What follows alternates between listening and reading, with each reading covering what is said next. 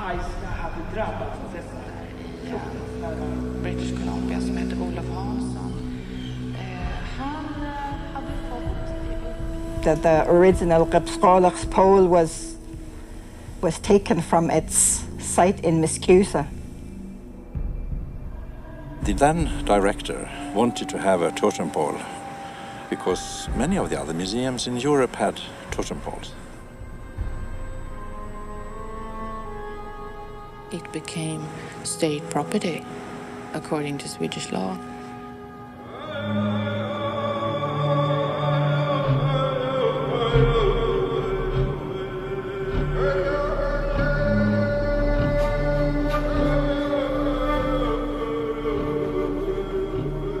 We've traced a lot of our artifacts to museums all over. That was the beginning of looking for the pole. Well, once it was traced to Sweden, you know, there's a lot of our people that felt that it'll never happen. It's too monumental a task. But the people that went over to see the pole were so moved by the pole that they promised that one day, somehow, you will go home. And they told that to the pole. This totem pole is the Gpsgolox pole. For the Haisla and Haisla people, it represents a vital link to their ancestral heritage, a link that was severed in 1929. It now stands as the centerpiece of the Folkens Museum Etnografiska in Stockholm, Sweden.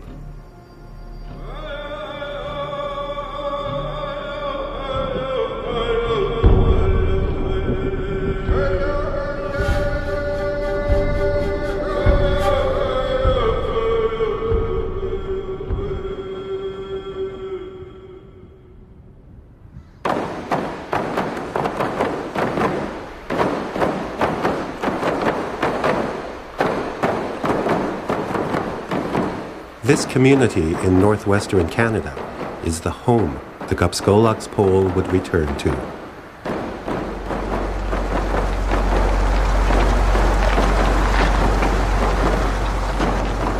Gathered together in one spirit, the people of Kitimat village call themselves Haisla.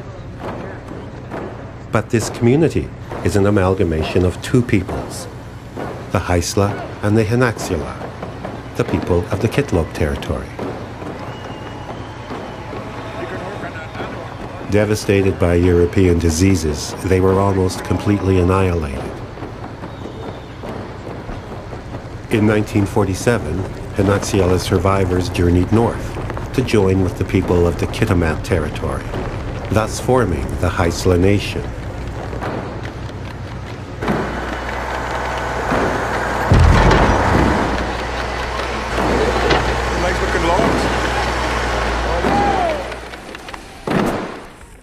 Chuchanu good. Kakalabuchanu. Mother Earth, we thank you for a great gift. We are cleansing you so that you'll be pure in the journey that you will go in a far distant land.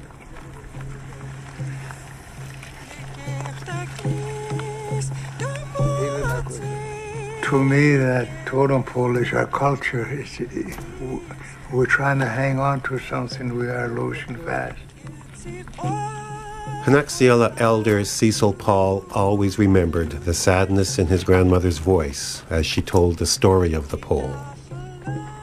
A relentless search eventually led him to a photograph of the Gpsgolox pole in an anthropology book.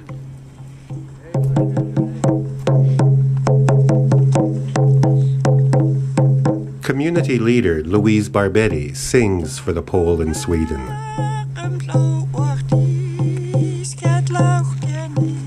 It once stood at Miscusa, in the traditional homeland of the Haisla, the Kitlop Valley.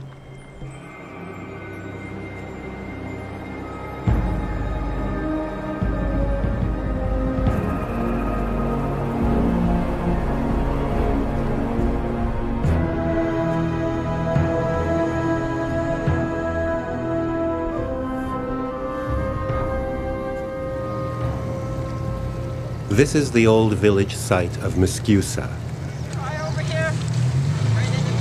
The Gpsgolox pole was carved and raised here in 1872. There's a grave site back here. The old village was here. There was villages all up and down, right up to the lake. Louisa Smith is a direct descendant of Gpsgolox, the Ayayqwayaksheelth Eagle chief who commissioned the Gpsgolox pole. And then there was landslides. I think there was 3 landslides that killed a lot of people. So they kept, every time there was a landslide, they moved it down. And the last landslide was here. So from here, they moved to the present Kimano site. Louisa's ancestors were among those who made the move. And as we grew up in Kimano, after the day's work is done, we would gather in our little grandmother's house. And very faintly, I could remember her stories about the old totem pole, how it was taken against the will of the people, the family of Gpsgolox. In Miscusa, influenza, tuberculosis, and smallpox decimated the Ayayqwayaksheelth. Chief Gpsgolox lost most of his family. And he went into the forest, and he was walking aimlessly. He was in so much grief. And he came upon a little man. The man asked him why he was so sad, what caused so much of his sorrow. And he told him that his family died, his children, with the exception of his wife. And he didn't know it at the time, but the person that he encountered was a mythical being. And his name is Tsuda. And Tsuda told him to go back to where he buried his family. And at that time, the burial was on top of the trees. And he was given a crystal and was told, when you go at the base of the tree, and before you call down your family, you take a bite off of this crystal. And he did as he was instructed. He went back and he took a bite off of the crystal. And he called to his family to wake up, come down from where you're laying. And he was surprised when they all sat up and they were coming down from the treetop. And among his family was this little man that he encountered in the forest. And as a result of that encounter, Gpsgolox hired 2 raven chiefs to carve out the mythical being, Tsuda.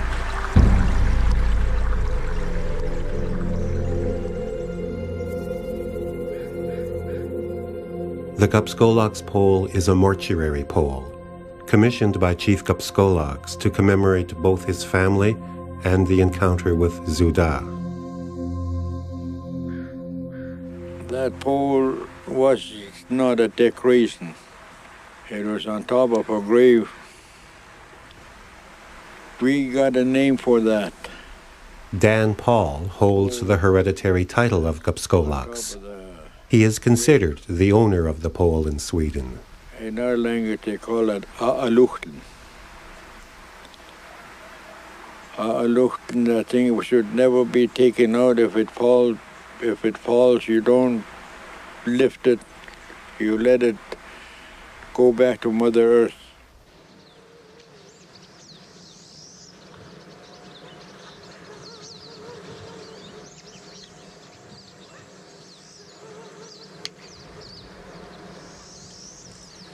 It's a really emotional time for all of us.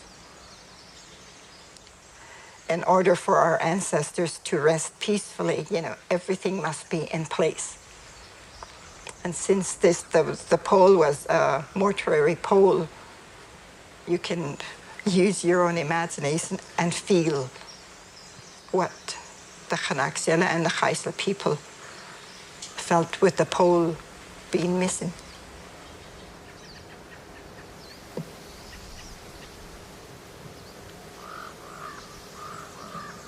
The Gpsgolox pole would have disintegrated long ago and returned to the earth. That's the way it's supposed to be with totem poles. But the Gpsgolox pole never had that chance.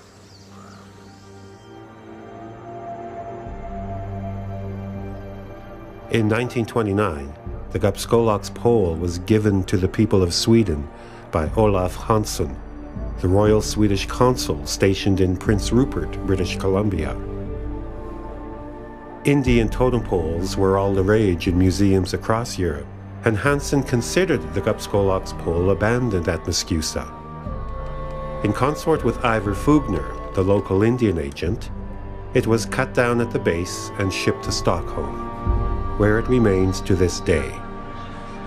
So the story tells us that there were long negotiations with the tribe. And there wasn't one old woman who was against everything. She knew the value of it, I think. While the others probably needed money. I mean, that was the situation. I think that was the situation in which they negotiated, that they offered money, the Swedish consul offered money, and this group probably needed money. We don't know whatever kind of negotiations that had. I can suspect there were a lot of ugly details in that deal. So the only paper we have is the export permission by the Canadian government.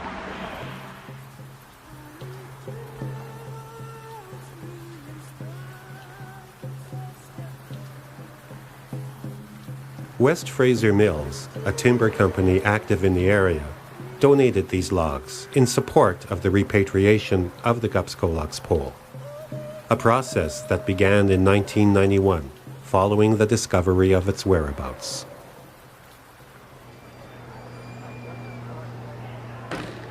It was as if our feet knew where to take us.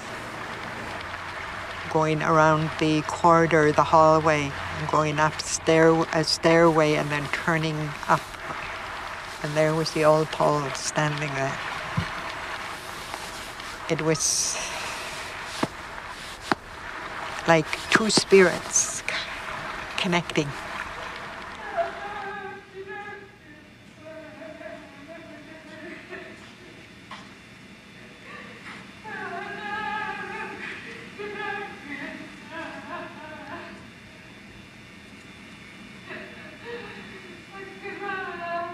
And I cried and cried and cried, thinking it's been such a long time.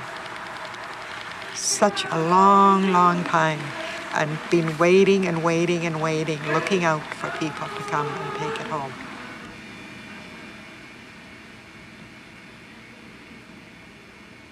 When I was standing in front of that pole, I realized at that point that this was maybe one of the symbols that we could, if we could repatriate it, that might begin to heal the community. And Lord knows there's a lot of healing to do. Hövdingen kallas en som går upp tidigt. Gerald and Louisa reclaimed the Gpsgolox pole. In our view, it was taken without proper consent. We feel in large part that it was in fact stolen. My grandmother and my mother have told me and have mentioned to all my brothers and my sisters about this pole and how it was taken against their will. On behalf of their people, Louisa and Gerald began negotiations with Per Cox, the museum director at the time. They said that we want to have the pole back. What could I say? I can't say neither yes or no, because I haven't got the right to do that. As this is now national property, government's property, I have to ask for permission. If I find that your claim is acceptable, because I mean we didn't have any papers. They couldn't prove, I mean, saying I am the proper owner of the totem pole.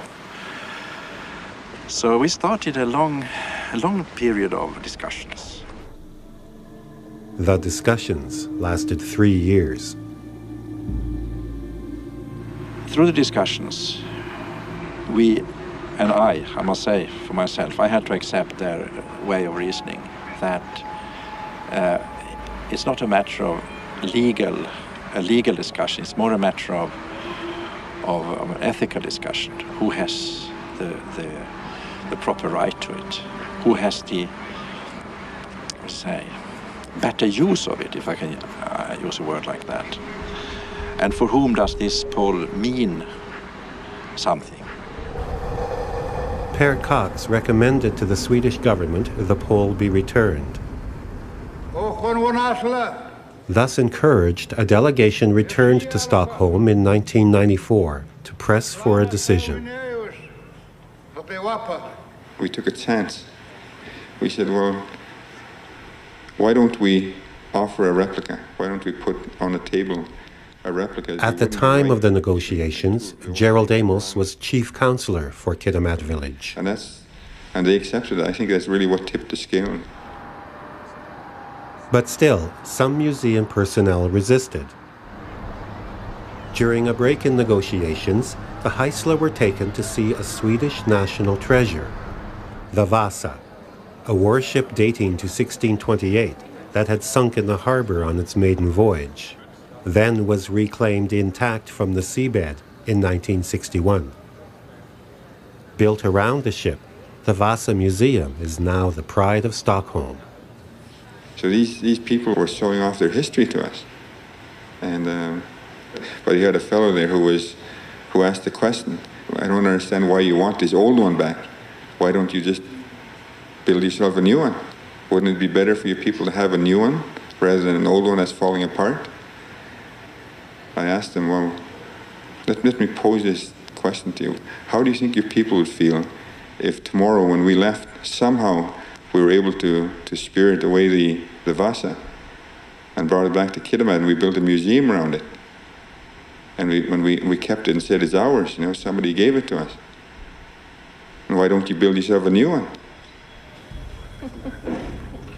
The Minister of Culture announced the Gpsgolox pole would be returned, and she presented it as a gift to the delegation, but with a string attached. The museum's condition, the pole would not return to Kitimat village without a protective facility to house it. I wanted to give it back. And we had no conditions. The only condition we had, and I think it's important for me to say that because I've heard other things said.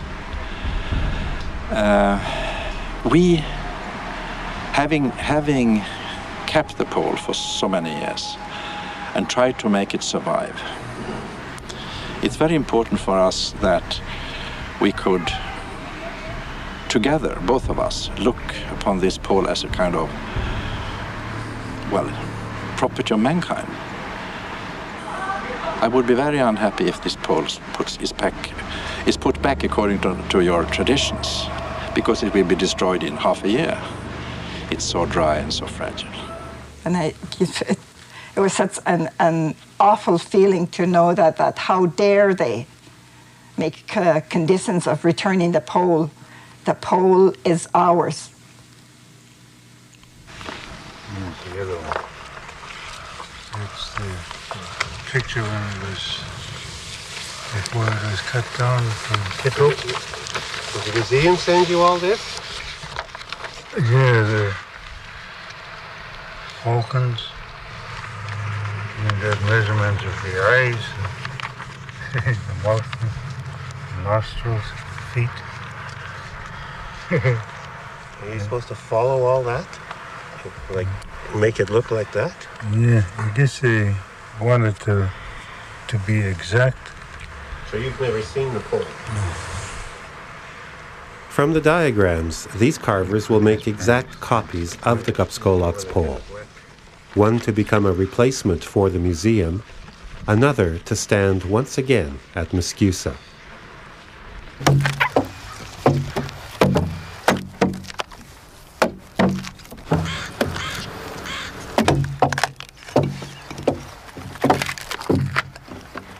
Henry Robertson is a master carver. He's connected to the Gpsgolox pole through his grandfather, the carver of the original pole. Straight now, Hank? Yeah. Nephews Derek and Barry Wilson, themselves accomplished carvers and jewelers, assist Henry in the labor-intensive process. Tricia Robertson has taken time off school to work with her grandfather and uncles.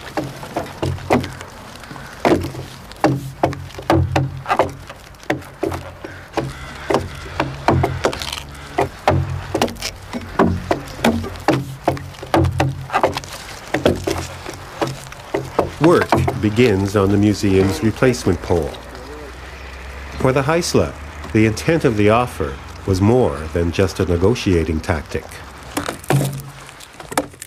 We said to ourselves, we don't want to simply rip the pole away and leave a vacant space. That would be doing basically the same thing to them as was done to our people, although different circumstance. We should never have agreed to exchange the pole, but our chiefs and the chief ladies decided that, well, the promise is a promise. And out of the goodness of our hearts, let's fight to get a replacement and give it to the museum as a token of friendship. People were angry, but people began to see the significance of, if we had allowed Mother Nature to take its course, as is our tradition, we would not have that old pole to this day. It's a dilemma for the community. Though the Gpsgolox pole was taken, it was also taken care of.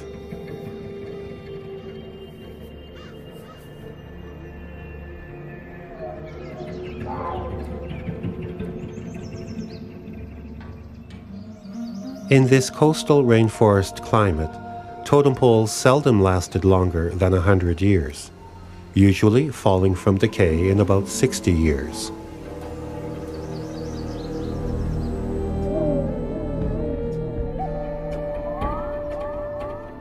Totem poles commemorate ancestry, linking the past with the present.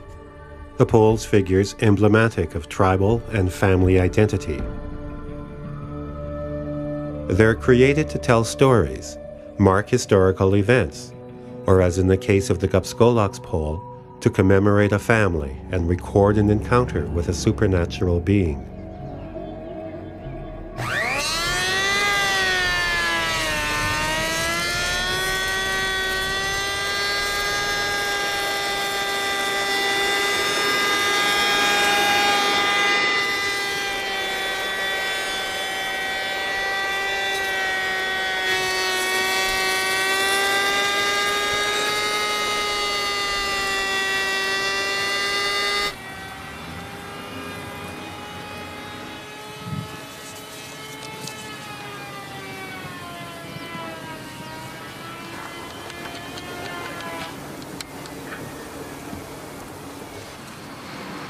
It's still 159 centimeters here.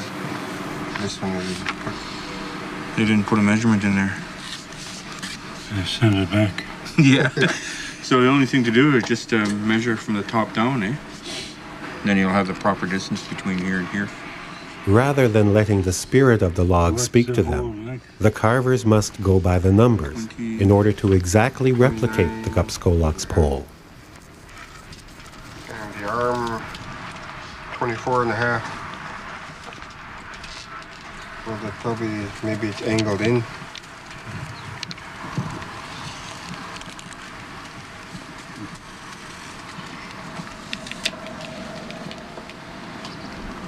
This is the crane.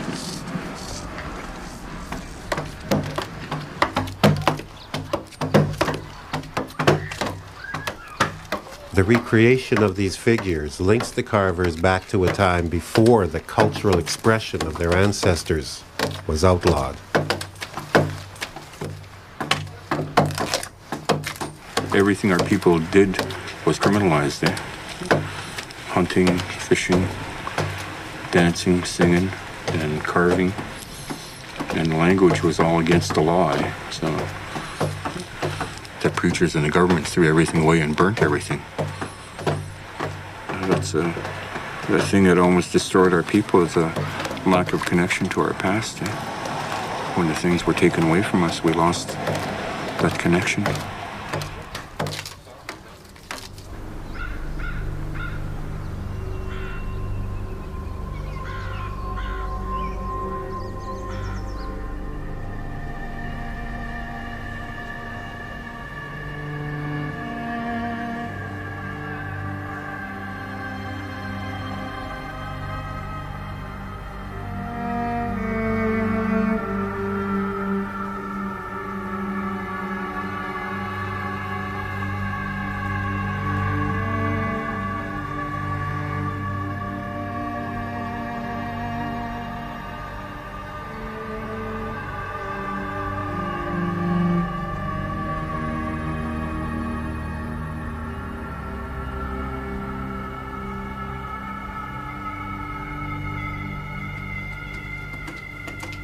In the church's eyes, our dances and our songs and the masks and the paraphernalia were all to do with the devil. As a result, our people, they were intimidated into getting rid of whatever they had. No matter how long you talk about it, you can't ever change what happened to our people, but you can rebuild. And that's why the pole, to me, is so important.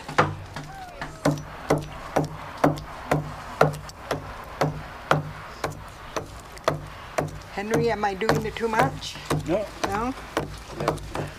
No? Oh, we'll screen it.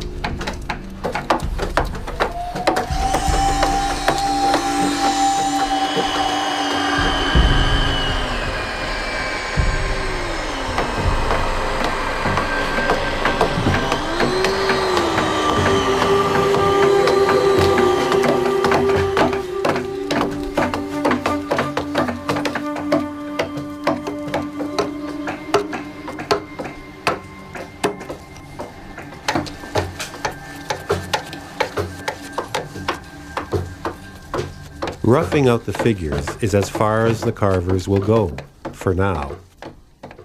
The remaining work will be done at the museum in Stockholm.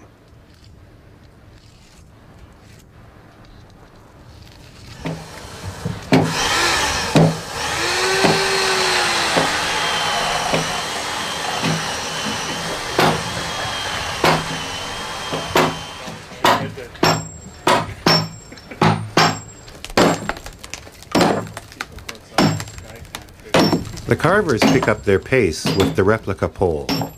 It's scheduled to be raised in Muscusa, standing in for the original, allowing the Gpsgolox pole to remain in Kitimat village. But before that can happen, the community must contend with the museum's condition of having a protective facility to house it.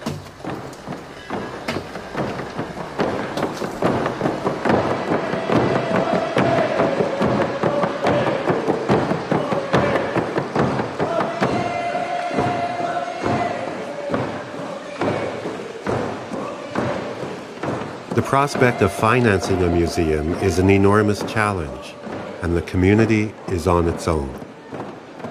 Neither the Swedish nor Canadian governments have offered assistance. Foundations and private sources are helping cover the immediate costs of carving the new poles, transporting the replacement, and raising the replica.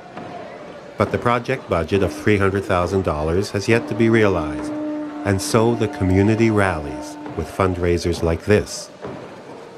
And every dollar counts.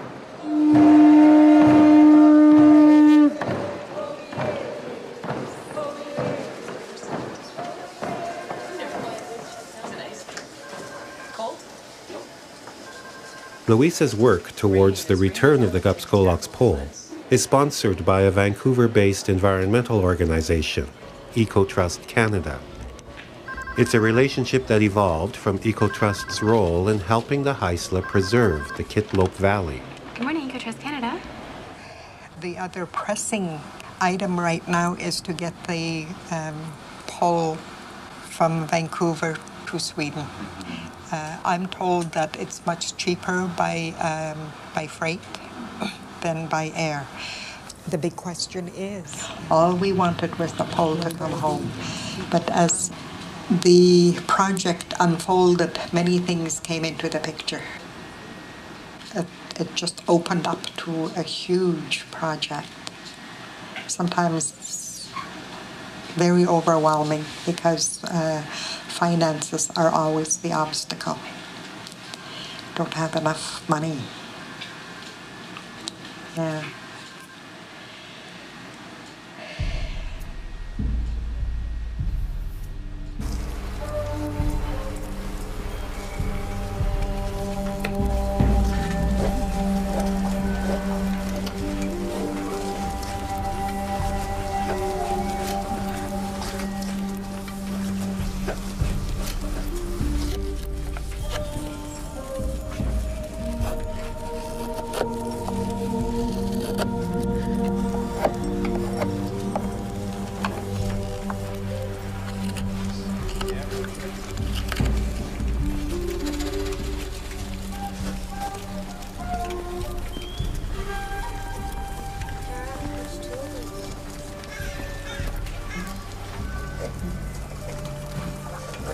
When I first started this, when we first talked about it, they send it down to Vancouver and finish it there. And they said no, the Totem Pole Committee wants it both here so the kids could watch us carving.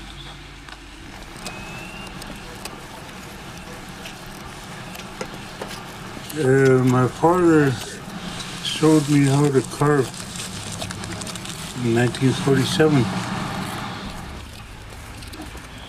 I was like 12, 13. And we went to residential school. I did finish a couple of totem poles, small ones, for trading. And someone told the principal about my carving, and he got mad at me. He told me, he slapped me around. He told me that I'm not going to that school to learn how to carve totem poles, the Indian ways. You're here to learn the white man ways. He told me. And he stuck a pencil, lead pencil in my hand here. And that lead stayed inside. They had to cut it out with a razor blade to get that lead out of it. I see the museums as something parallel to the boarding school. The fact that all the artifacts are in there and basically shut off from our people so they won't be used again. Eh?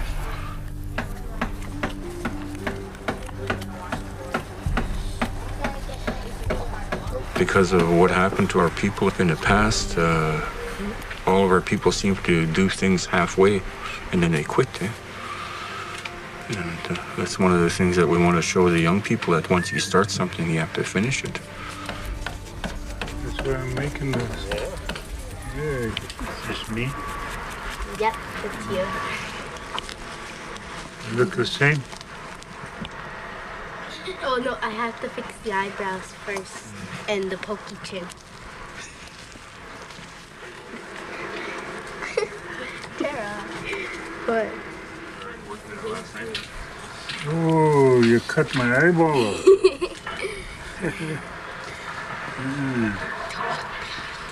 How come you put lips in there? It looks like you.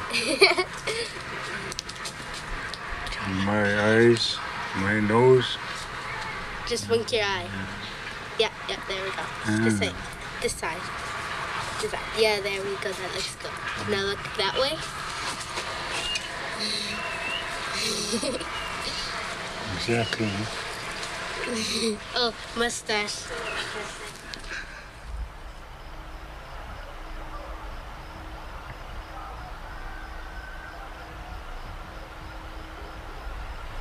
We told the owner of this pole what my father told me. That when that pole comes back from Sweden, take that old pole up to Gpsgolox and leave it there. Lay it on the ground and go back to Mother Nature where it came from. That's what he told me. But the Totem Pole Committee they've got here in Norway, they want it to be preserved more in cultural center.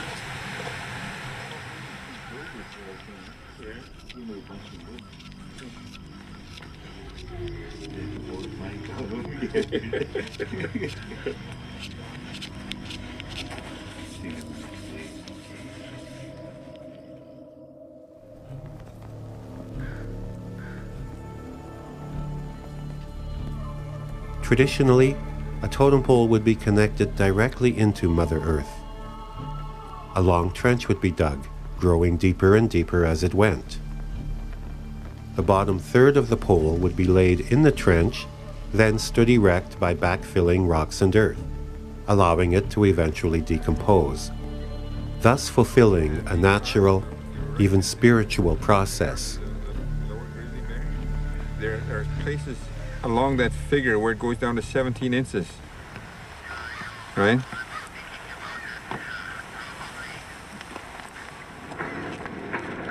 As the date of the replica pole's raising in Gpsgolox fast approaches, the question of how it will be supported becomes an issue. Can you accept, let's say, this still to be seen outside? You have to, because it's getting too close to being raised. If we put pipe in the middle, as per original design, if you cut this slot like that, 5 feet, which says up to here, put the pipe inside, and you just put this back as a plug. Can you make it something like that? And who's going to cut it out? Oh, I thought you will be doing that. Faced with this problem, the question is, why isn't the replica pole being raised in a traditional way? Okay, this is out. What about... that big steel brace and everything. You really want me to tell you? Yeah. Because we asked the carver to make a replica. Exact replica. Exact replica. And he made an exact replica by cutting off the end. It was our mistake, but that's the way it happened. Give her a try? Yeah. Ready? Go! Okay, forward! The replacement pole promised the museum in Sweden now begins its long journey overseas.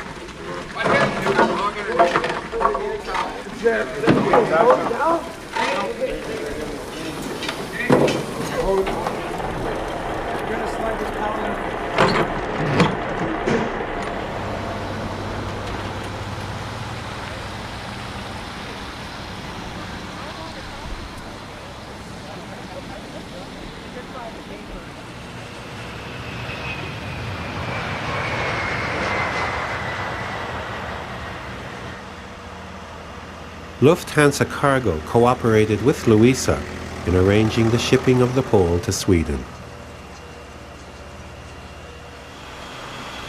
The airplane is brand new. It makes its maiden cargo voyage tonight, so a sense of occasion accompanies the loading.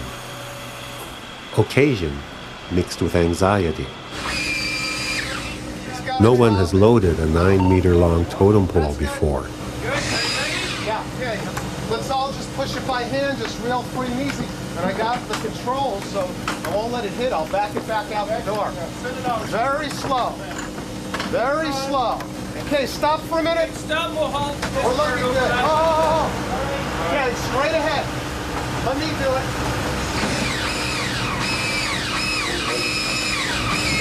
You got her. All right. That was maxed out, you guys.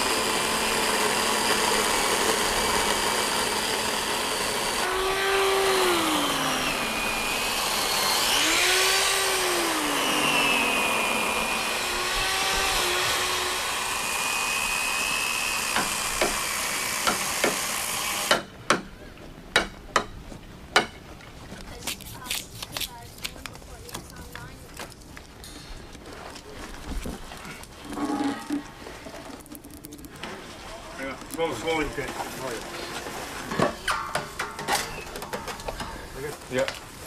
Okay, ready? Pull everything off. Okay. Down, easy. Easy. Forward.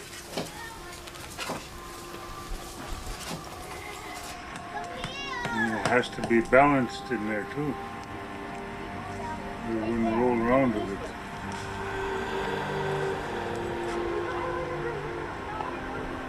£1,400, you know those punts will pack 3 tons comfortable. Yeah. Talk after? Okay, yeah.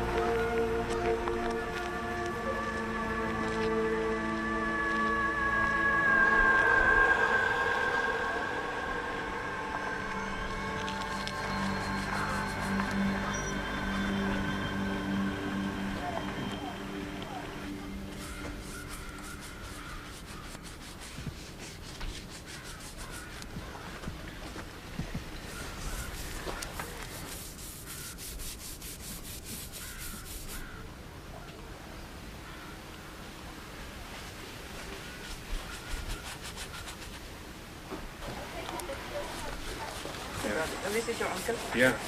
Does it look like the old pole? Oh yes, it does. It really does. Special guests from Stockholm have been invited to Kitimat village to witness the raising of the replica in Miskusa. Okay, ready? When I go like that, you lift the same time. And when you lift, you say, woof! Woof!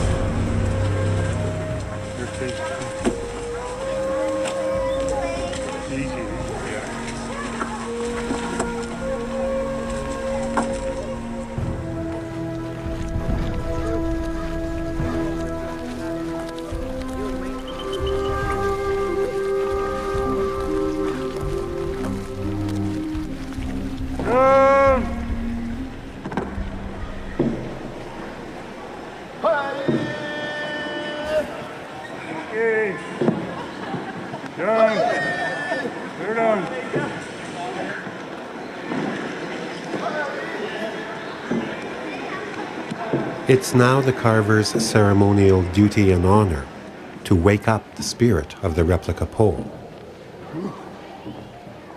They circle it 4 times, blowing breaths of life into the pole's figures.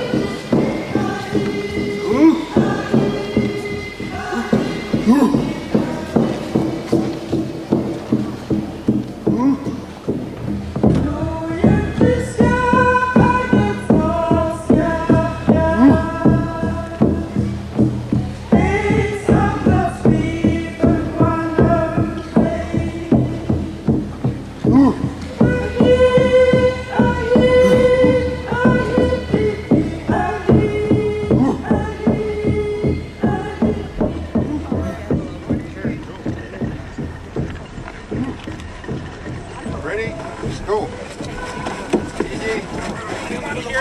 One here, quick. Somebody move forward. Somebody get with center. Somebody get up here.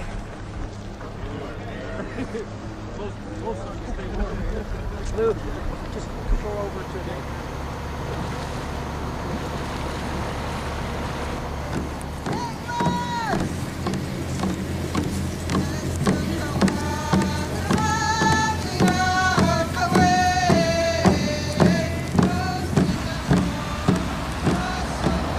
On the same day as the pole raising in Muskusa, the replacement pole is arriving at the museum in Stockholm.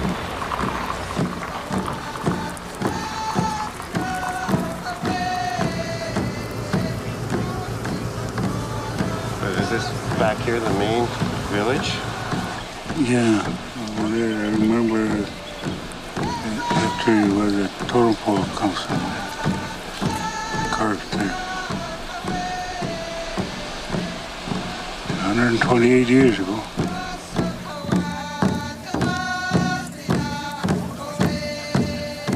At Muskusa, eagles gather to welcome the visitors.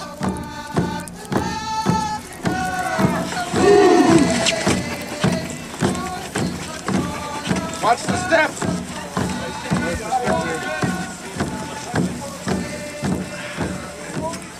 Down some more. Down some more.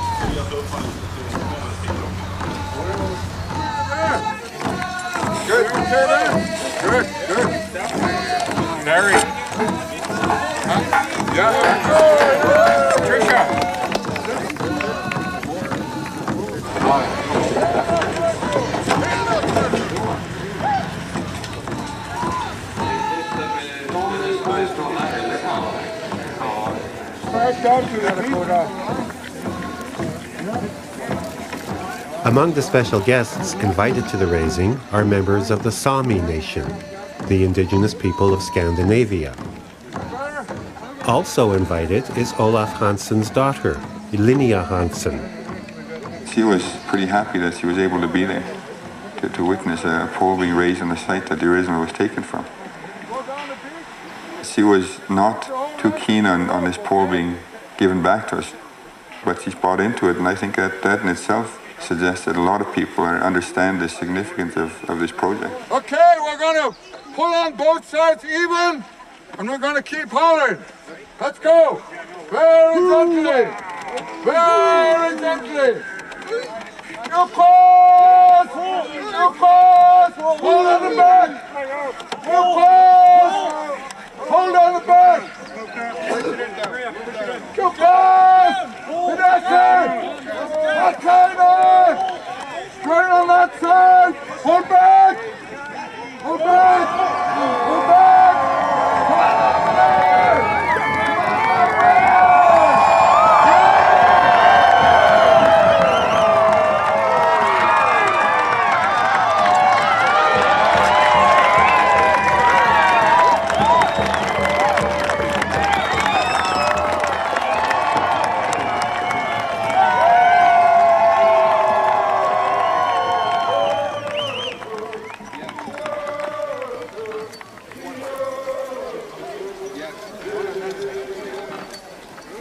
The raising of the Muskusa replica marks the end of its journey and the beginning of a journey for the carvers. The replacement pole awaits them at the museum in Stockholm.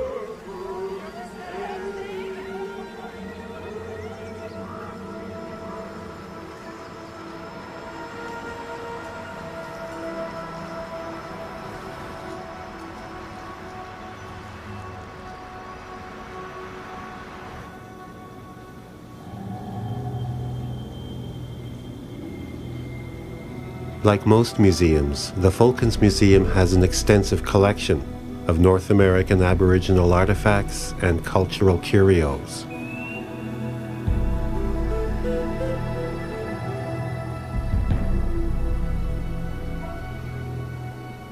In the museum, this is the kind of thing that you don't do very often, give things back.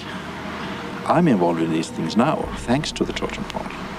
I work with the ethics committee of ICOM, the International Council of Museums, where repatriation is a very big thing, an important thing. Because we say that, well, why should a people, a group, a nation or whatever, lack the things that we have in our collections, in our storage rooms? Very often you see things come to countries where they don't have anything left. But the best collections that are spread out to museums in the Western world or to private collectors, while they themselves they have nothing. This is wrong.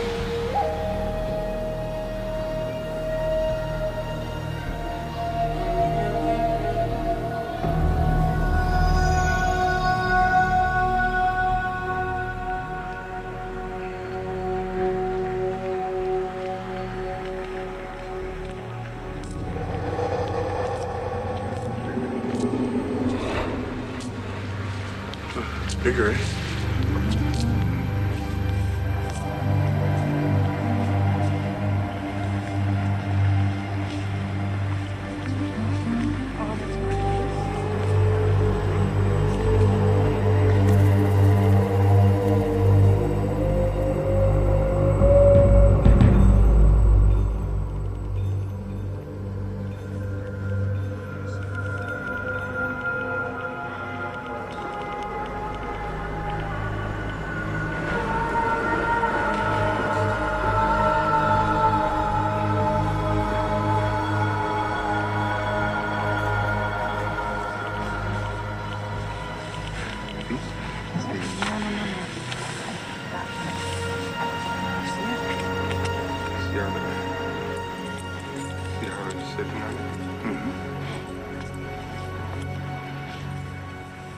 Almost right in half. It's almost split right in half.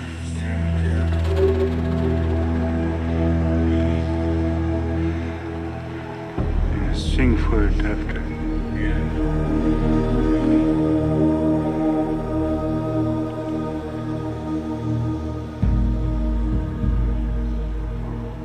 Henry, Derek, Barry, and Trish now number among the very few of their people who have seen the Gpsgolox pole.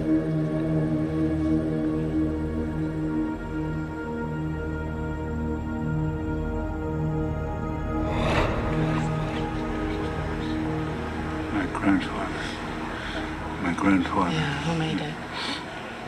What was his name? Solomon. Solomon? Robert King. Oh yes, of course you must be touched.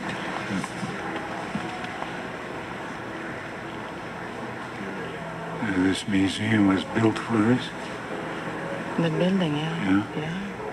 Karen Westberg is an education officer at the museum. She is part Sami, a people who themselves have known the severing of ancestral links.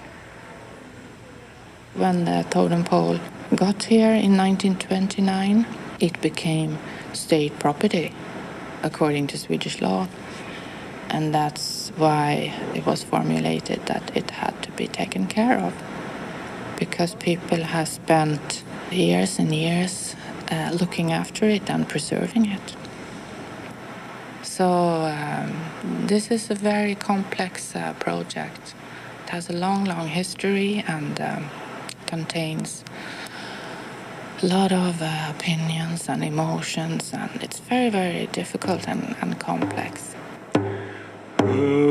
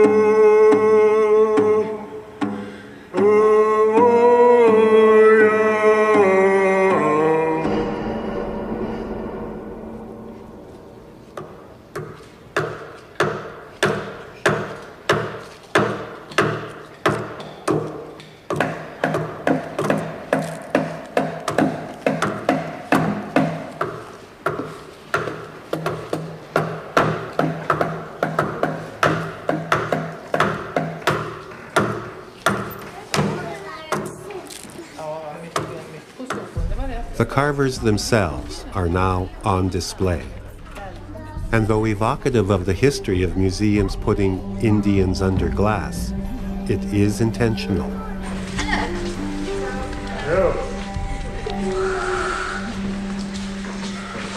What?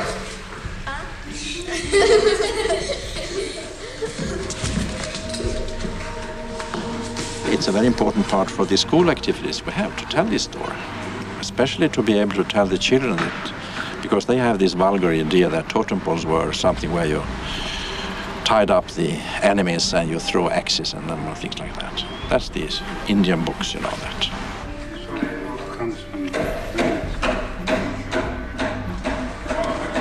The totem pole, the old pole, that's where it was standing. One of the goals with giving the pole back was to build up a live contact with the Kitamat group, the people there, on a human basis. Not just we give back something, but we have a lot of things coming back to us. Their experience, their knowledge, their thoughts and their friendships. Most people think the museums are about objects, but museums are about human beings.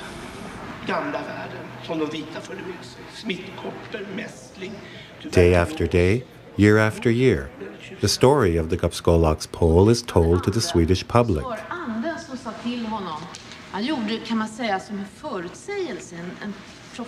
The Haisla would like to have the same opportunity.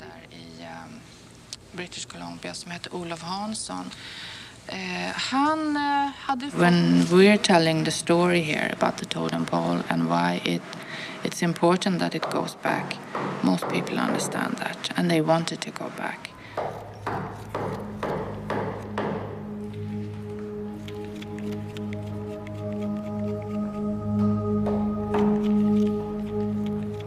I really wanted the old pole to be a teaching tool. It's an extension of our culture. It holds the invisible umbilical cord of our ancestors.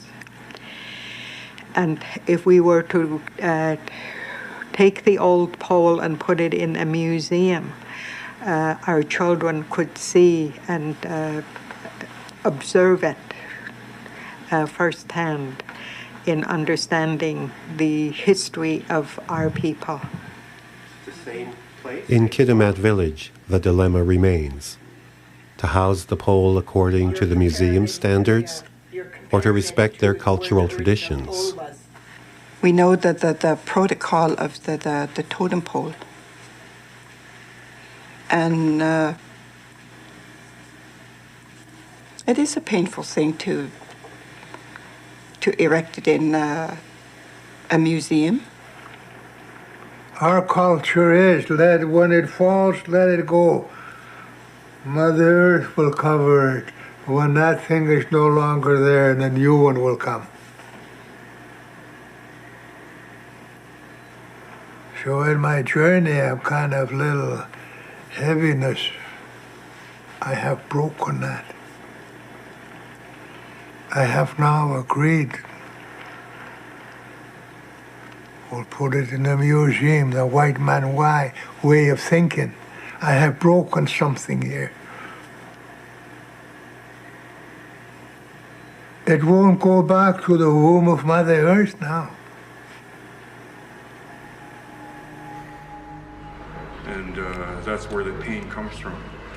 But at the same time, when we work in this, we feel happiness because what this is going to do to represent our people in a good way. Because that old pole, when it comes back to our territory, it'll bring back the spirit of our ancestors.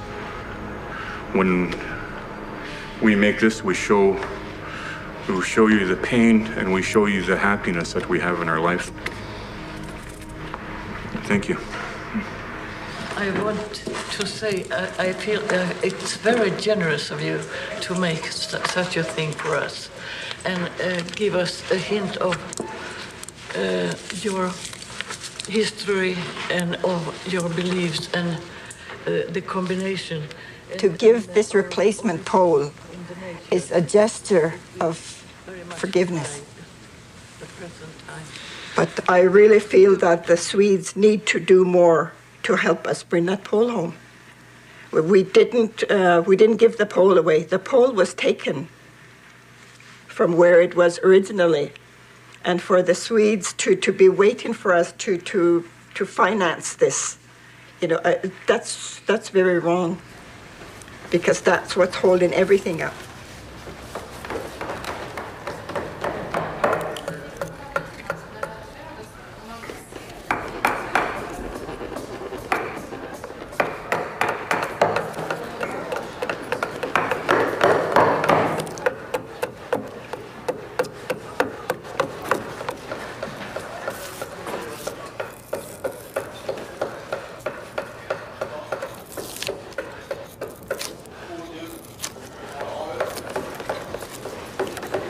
The carver's work nears completion, and the Canadian Embassy sponsors a reception celebrating the new pole. But the Haisla will celebrate when the Gpsgolox pole returns home. We believe in sharing. And that's why our law made us come here and do that, because we have to share with you. Share with you our happiness, and at the same time share with you our pain and suffering.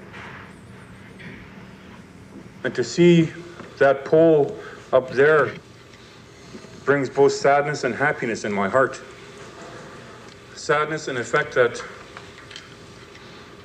what has happened to our people is represented by what you see up there. And happiness at the same time,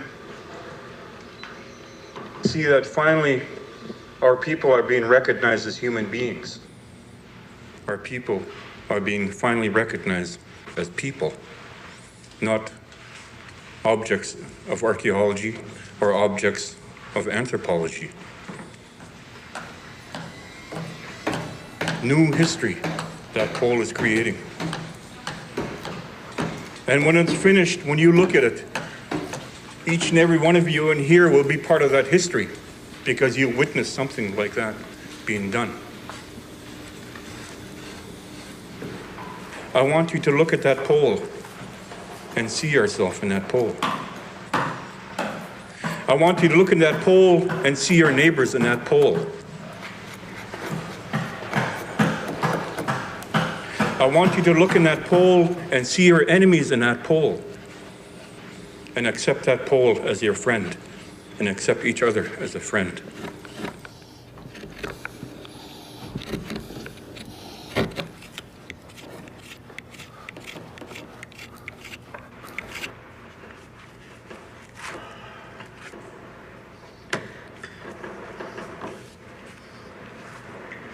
There.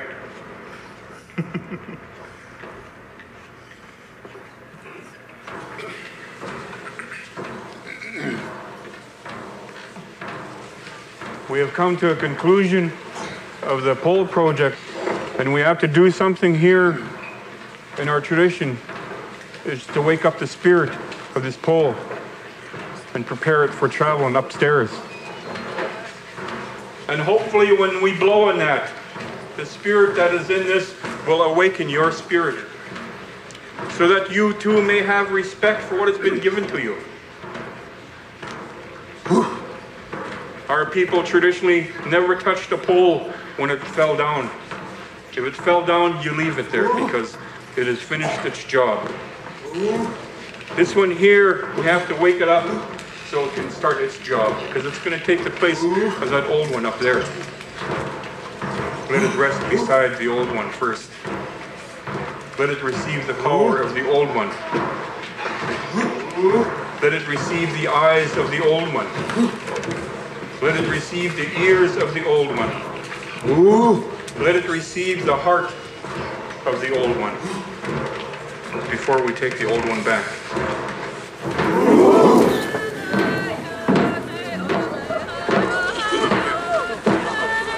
And when that old one comes back to our people, I hope that that brings back the pride to our younger generation, so that they too will learn their own history And I pray that that history will come back. When that old pole goes back to our home territory, because it's completed its job.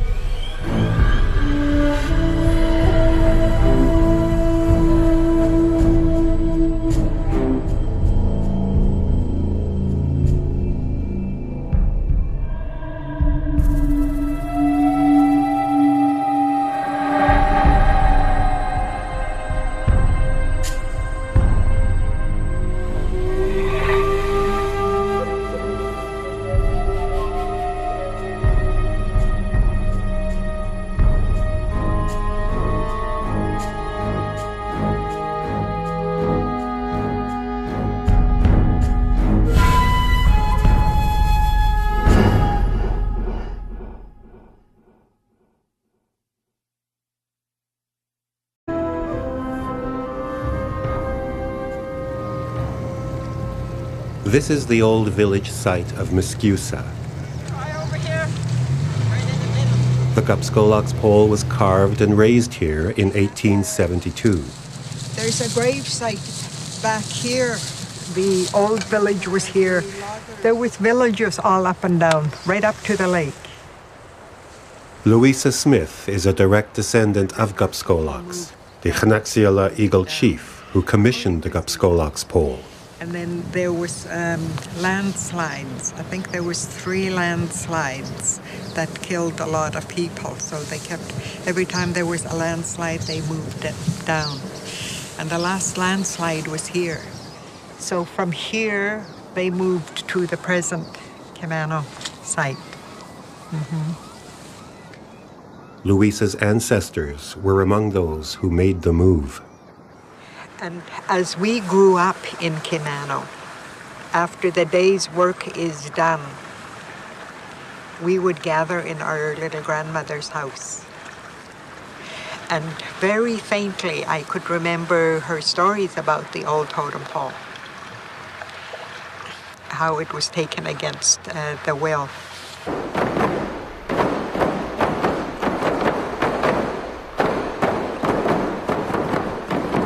This community in northwestern Canada is the home the Gpsgolox pole would return to.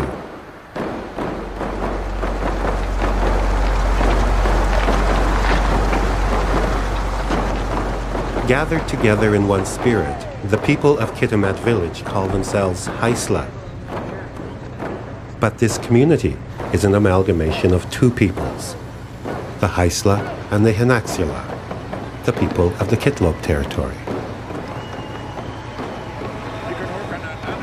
Devastated by European diseases, they were almost completely annihilated.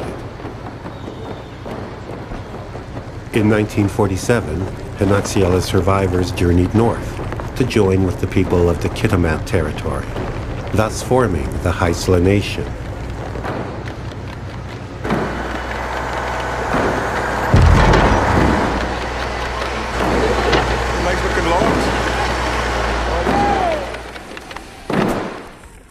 Chuchanugut.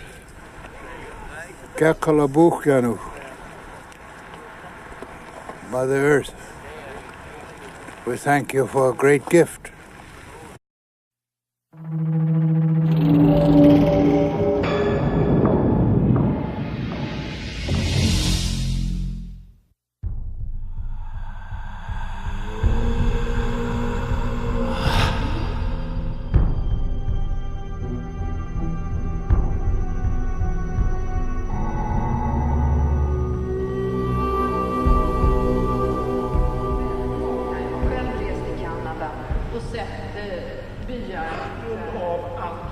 Haisla hade drabbats av dessa British Columbia som heter Olof Hansson.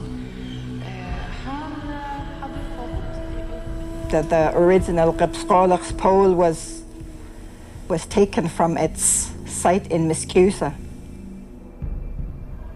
The then director wanted to have a totem pole because many of the other museums in Europe had totem poles. It became state property, according to Swedish law.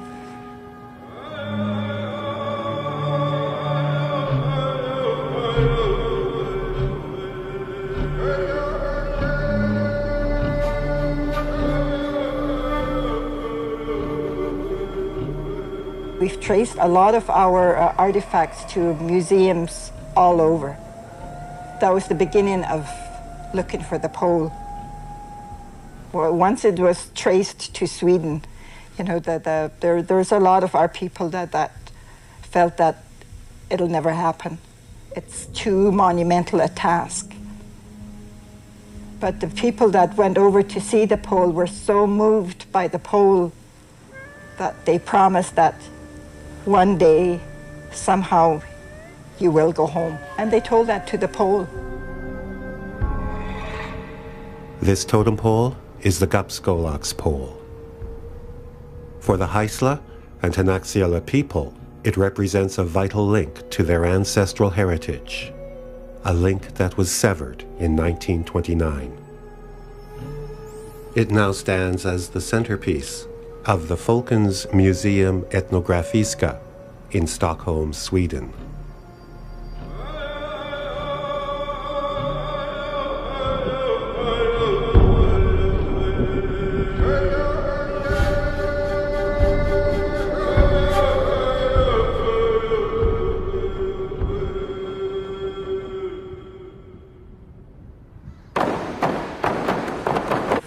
We are cleansing you so that you'll be pure in the journey that you will go in a far distant land.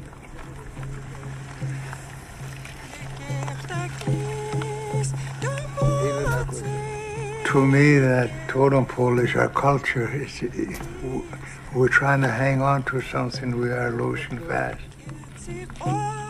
Ayayqwayaksheelth elder Cecil Paul always remembered the sadness in his grandmother's voice as she told the story of the pole. A relentless search eventually led him to a photograph of the Gpsgolox pole in an anthropology book.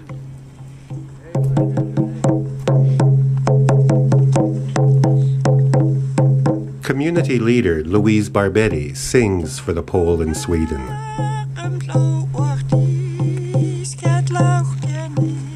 It once stood at Miscusa, in the traditional homeland of the Ayayqwayaksheelth, the Kitlope Valley.